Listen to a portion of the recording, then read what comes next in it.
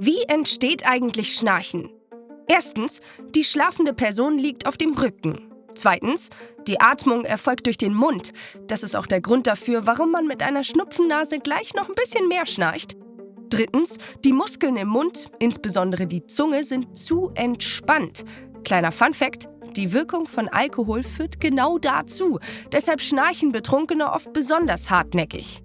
Viertens, die Rückseite der schlaffen, entspannten Zunge rutscht so weit nach hinten, dass sie den weichen Gaumen und das Gaumenzäpfchen fast berührt. Fünftens, beim Einatmen wird die Zunge an die Weichteile im Rachen angesaugt.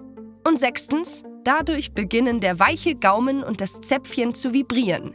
Et voilà, ein fieser Schnarchsound erklingt.